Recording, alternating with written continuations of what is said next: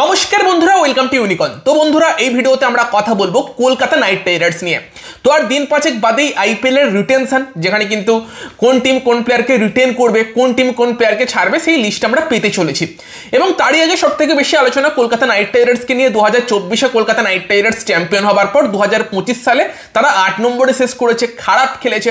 ফলে কেকেআর টিমে কি কি পরিবর্তন দরকার সেগুলোর দিকে আমাদের নজর ছিল। অনেক ট্রেড আমরা দেখতে পাচ্ছি, ট্রেডের কথাবার্তা চলছে এবং এই ট্রেডের কথাবার্তা কলকাতা নাইট রাইডার্সও চালিয়েছিল। সঞ্জু স্যামসনের সঙ্গে কলকাতা নাইট রাইডার্সের কথাবার্তা চলেছিল, কেএল রাহুলের সঙ্গেও চলেছিল। তবে কেএল রাহুলের সঙ্গে ডিল হবার যে পসিবিলিটি সেটা কিন্তু এখন আর নেই। বিশেষ করে কেএল রাহুল তখনই আসতে পারতো যদি সঞ্জু স্যামসন দিল্লিতে যেত, তারপর পসিবিলিটি তৈরি হতো। এবং দিল্লি কেকেআরকে বেশ কিছু প্লেয়ারকে দেবার জন্য অফারও করেছিল, যেই খবরও তোমাদের আগে জানিয়েছিলাম। বাট কলকাতা সেই প্লেয়ারগুলোকে ছাড়তে চায় না। এবার যদি কলকাতা নিজেদের ভালো প্লেয়ার না দেয়, দিল্লি কেন কেএল রাহুলের মতো প্লেয়ারকে দেবে? আর কেএল রাহুল ওই টাইপের প্লেয়ারও নয় যে দিল্লিকে বলবে আমাকে ছেড়ে দাও, আমি এই টিমের হয়ে খেলবো। তো সেখানে কিন্তু ওই ডিলটা হচ্ছে না। এবং ESPN ক্রিক ইনফো, যারা কিন্তু one of the best source একদমই সঠিক খবরের জন্য, তারাও আজকে কনফার্ম করেছে যে অবশ্যই কলকাতা নাইট রাইডার্সের কেএল রাহুলের ওপর ইন্টারেস্ট ছিল। বাট কলকাতা নাইট রাইডার্স কিন্তু কেএল রাহুলকে পাচ্ছে না, কারণ দিল্লিকে দেবার মতো অপশন তারা কিছু দেখাতে পারেনি। কেকেআরের ব্যাপারটা হচ্ছে তারা কোর গ্রুপটাকে সেম রাখতে চাইছে। কোর গ্রুপে বিশাল কিছু পরিবর্তন চাইছে না ভারতীয় গ্রুপে। ফলে সেখানে ভারতীয় প্লেয়ারদের উপরই দিল্লির ইন্টারেস্ট ছিল, যেখানে কেকেআর না বলে দিয়েছে। ESPN ক্রিক ইনফোর মতে, এটা অনেকেই এগ্রি করবে যে কেকেআরের ইন্ডিয়ান কোর যথেষ্ট ভালো, যেটা আমি কালকের ভিডিওতেই বলেছি। যেখানে কেকেআর কোন কোন বিদেশি প্লেয়ারদের রিলিজ করতে পারে সেই নিয়ে আমি কথা বলেছিলাম। সেখানে বলেছিলাম যে কেকেআরের ইন্ডিয়ান কোরটা কিন্তু বেশ ভালো। বিদেশিদের জায়গাতে কেকেআরের প্রবলেম আছে, সেই জায়গাতে কেকেআরের ইম্প্রুভমেন্ট দরকার। এবং ESPN ক্রিক ইনফোর একজন কিন্তু এটাও বলেছে যে ভেঙ্কি মাইশোর আগে বলেছিল যে আমরা কোনো প্লেয়ারকে অকশানে ছেড়ে দিয়ে তাকে কম টাকায় কিনবো, এরকম মনোভাব নিয়ে চলি না। এবার এখানে একটা চিন্তা থাকবে ভেঙ্কটেশ আয়ারকে নিয়ে, এটা ভেঙ্কি মাইশোর অবশ্যই আগে বলেছে। তবে ESPN ক্রিক ইনফোর মতে কেকেআর খুব বেশি পরিবর্তন করবে না স্কোয়াডে। তবে তারপরও কলকাতা নাইট রাইডার্স ভেঙ্কটেশ আয়ারকে হয়তো রিলিজ করবে, আর মিনিমাম 5টা বিদেশি প্লেয়ারকে রিলিজ করবে। যদি কালকের ভিডিও দেখো আমাদের, সেখানে আমি 5 জনের কথাই বলেছি, যেখানে রাসেল, পাওয়েল এবং সুনীল নারাইন, যার মধ্যে নারাইন তো ডেফিনেটলি, এবং হয়তো রাসেল এবং পাওয়েলকেও কেকেআর রাখতে চলেছে, এটাই বলেছিলাম। এবং ESPN ক্রিক ইনফোর কথা শুনে সেটাই মনে হচ্ছে, তারা জানাচ্ছে কেকেআর কিন্তু মেনলি মিনিমাম 5টা বিদেশি প্লেয়ারকে রিলিজ করবে, 5-এর বেশিও হতে পারে। তবে সম্ভবত 5 জনকে রিলিজ করবে, তার পাশাপাশি ভেঙ্কটেশ আয়ারকে রিলিজ করবে এবং 40 কোটির একটা অ্যামাউন্ট নিয়ে কিন্তু IPL অকশনে যেতে পারে। তো আমরা যদি একবার প্লেয়ারদের দামগুলোর দিকে দেখি, সেখানে কেকেআর যদি 5 জন বিদেশি প্লেয়ারকে রিলিজ করে, সেখানে তোমার অ্যান্ড্রিক নরকিয়া 6 কোটি 50 লক্ষ তার দাম। দেন তোমার কুইন্টন ডিকক 3 কোটি 60 লক্ষ তার দাম। স্পেন্সার জনসন 2 কোটি 80 লক্ষ তার দাম। রহমানুল্লাহ গুরবাস 2 কোটি তার দাম এবং মঈন আলী 2 কোটি তার দাম। এবং তারই পাশাপাশি কিন্তু ভেঙ্কটেশ আয়ার, যার দাম হচ্ছে 23 কোটি 75 লক্ষ। তো যদি এই 6 জন প্লেয়ারের পার্টস তুমি অ্যাড করো, সেখানে কিন্তু সেটা হবে 40 কোটি 65 লক্ষ। তো সেখানে কিন্তু 6টা প্লেয়ারকে ছেড়ে করে খুব বেশি পরিবর্তন না করেও কিন্তু কলকাতা নাইট রাইডার্স 40 কোটি 65 লক্ষ মতো একটা অ্যামাউন্ট নিয়ে কিন্তু IPL অকশনে যেতে পারবে। প্লাস 5 কোটি IPL থেকে আরও অ্যাডিশনাল সম্ভবত দেওয়া হবে। সেখানে কিন্তু কেকেআর তারপরও 45 কোটির একটা অ্যামাউন্ট নিয়ে তোমার যাবে হচ্ছে IPL অকশনে। তবে আবার এটাও শোনা যাচ্ছে যে খুব বেশি প্লেয়ারকে না ছেড়েও, যেটা আমরা দেখতে পাচ্ছি কেকেআর প্রায় 45 কোটির মতো একটা অ্যামাউন্ট নিয়ে IPL মিনি অকশনে যেতে পারে, সেই জায়গাতে কিন্তু কলকাতা নাইট রাইডার্স নাকি অকশনে সব থেকে বেশি টাকা নিয়ে যেতে পারে। কলকাতার কাছাকাছি আর যে দুটো টিম থাকতে পারে, একটা হচ্ছে লখনৌ সুপার জায়েন্ট, আর একটা টিম হচ্ছে চেন্নাই সুপার কিংস, যারা কিন্তু আর কি প্লেয়ার রিলিজ করে প্রায় 35 কোটি 40 কোটির মধ্যে একটা অ্যামাউন্ট নিয়ে যেতে পারে। বাট কেকেআরের কাছে সব থেকে বেশি টাকা থাকতে পারে বলে শোনা যাচ্ছে, আপাতত এটাই খবর বেরিয়ে আসছে।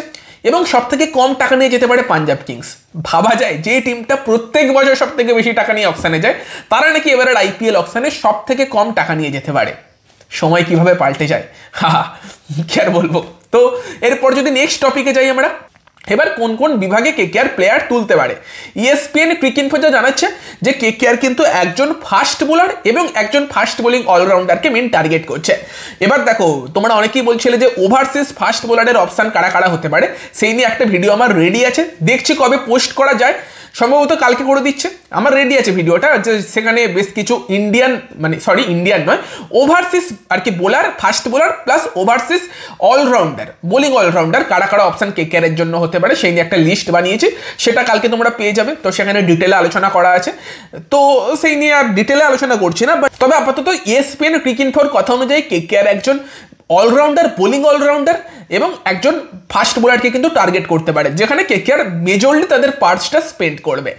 এবার অলরাউন্ডার, বোলিং অলরাউন্ডার বলতে গেলে যে নামটা আমরা বারবারই আলোচনা করেছি, সেই হয়তো কেকেআরের প্রধান টার্গেট হতে চলেছে ক্যামেরন গ্রিন, যে অকশানে সম্ভবত সব থেকে হাইয়েস্ট দামটাও পেতে চলেছে।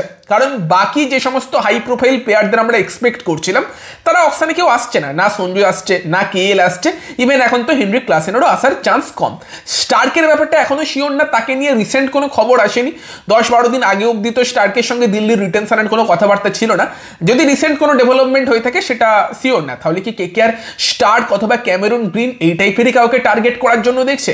সেই কারণেই কেকেআর আর কি পার্টসটা নিয়ে যাচ্ছে সেরকম কাউকে তোলার জন্য হতে পারে। কারণ যে রোলে ভেঙ্কটেশ আয়ার খেলেছিল সেই রোলে ক্যামেরন গ্রিন পারফেক্ট ফিট হতে পারে। অবশ্যই কেকেআরের বিদেশি উইকেট কিপার ব্যাটসম্যান লাগবে বা ইন্ডিয়ান উইকেট কিপার ব্যাটসম্যান লাগবে, কেকেআর ব্যাকআপও নেবে, সেগুলো তো আলাদা থাকছে। মেন টার্গেট হয়তো কেকেআরের একজন ফাস্ট বোলার এবং একজন ফাস্ট বোলিং অলরাউন্ডার, যেটা সম্ভবত ক্যামেরন গ্রিন, তারাই হতে চলেছে। তো এই আপডেট কিন্তু কেকেআর নিয়ে ESPN ক্রিকইনফো জানিয়েছে যে কেকেআর 40 কোটির মতো একটা অ্যামাউন্ট নিয়ে যাচ্ছে। যদি সেখানে আমরা 2-2 4 করার চেষ্টা করি, তার উত্তর হয়তো এটাই আসবে যে আন্দ্রে রাসেল সে রিলিজ হচ্ছে না, সে থাকছে এবং তার সঙ্গে কেকেআর হয়তো আরও একটা মরসুম কন্টিনিউ করতে চলেছে। তার পাশাপাশি ক্যামেরন গ্রিনকেও নিয়ে আসছে। এবং এটাও যেহেতু আমরা আলোচনা করেছিলাম যে যদি সঞ্জু অথবা কেএল এর মতো প্লেয়ারকে আনা সম্ভব হয়, তার পাশাপাশি কেকেআর ক্যামেরন গ্রিনকেও আনুক রাসেলকে রিলিজ করে। কারণ সঞ্জু অথবা রাহুলের মতো প্লেয়ারকে আনলে ভেঙ্কটেশের টাকাটা সেখানেই চলে যাবে। বাট এখন যখন সঞ্জু অথবা রাহুলের মতো প্লেয়ার আসছে না, ভেঙ্কটেশের টাকাতে আর অ্যান্ড্রিক নরকিয়ার টাকাতে 25 থেকে 30 কোটির মতো একটা অ্যামাউন্টের মধ্যে কিন্তু ক্যামেরন গ্রিনে চলে আসার কথা। যদিও হ্যাঁ, একটা চিন্তা অবশ্যই থাকবে, অ্যাসেজ আছে, T20 ওয়ার্ল্ড কাপ আছে, গ্রিন যেন ফিট থাকে সেটা সমস্ত কেকেআর ফ্যানকে আশা করতে হবে। তবে মেবি কিন্তু লাস্ট অব্দি গ্রিনকে কেকেআরই তুলতে চলেছে, সেটাই আপাতত মনে হচ্ছে ভাই। কি কারণ কেকেআর অকশানে গিয়ে কি করবে সেটা আমরা প্রেডিক্ট তো করতে পারি না, যেটা আমরা ভাবি তার উল্টোটাই ভেঙ্কি মাইশোর করে। বাট আপাতত সেরকমই একটা সংকেত পাওয়া যাচ্ছে। আর উল্টো দিকে যদি মিচেল স্টার্কের মতো বোলার অ্যাভেলেবেল থাকে, মেবি তার জন্য কেকেআর যেতে পারে, সেই দুটোই মেন টার্গেট হতে পারে। কিন্তু KKR definitely wicket keeper batsman নেবেই, দরকারই আছে কেকেআরে। এবং সেখানে বিদেশিদের মধ্যে হয়তো কেকেআর সেই জায়গাতে যদি ক্যামেরন গ্রিনকে তুলতে গিয়ে অনেক টাকা খরচা করে ফেলে, পার্টস কম থাকে, সেখানে কেকেআর বেস্ট প্রাইসে নেবার চেষ্টা করবে। সেখানে যদি জেমি স্মিথ না হয়, টিম সাইফার্টকে বেস্ট প্রাইসে তুলবে, টম ব্যান্টনকে বেস্ট প্রাইসে তুলতে পারে, জনি বেয়ারস্টো বেস্ট প্রাইসে চলে আসতে পারে, বা ফিন অ্যালেনের মতো প্লেয়ার বেস্ট প্রাইসে আসতে পারে। এরকম অনেকগুলো অপশান আছে। তবে পার্সোনালি আমি চাইবো কেকেআর আর একটা ইন্ডিয়ান উইকেট কিপারের অপশান তুলুক। লুপনিত হয়তো থাকবে, লুপনিতের পাশাপাশি যদি আর একটা ইন্ডিয়ান উইকেট কিপারের অপশান কেকেআর তুলতে পারে, সেটাও কিন্তু কলকাতা নাইট রাইডার্সকে ডেফিনেটলি হেল্প করবে। তো গাইস, এই আপডেটগুলোই এই ভিডিওতে দেবার ছিল। ভিডিওটা ভালো লাগলে ভিডিওটাকে লাইক করে দিও, শেয়ার করে দিও। আমাদের চ্যানেলে প্রথমবার এলে আমাদের চ্যানেলটিকে সাবস্ক্রাইব করে তার পাশের বেল আইকনটা অন করে দিও। তো চলো গাইস, এই ভিডিওতে এই পর্যন্তই। Bye bye.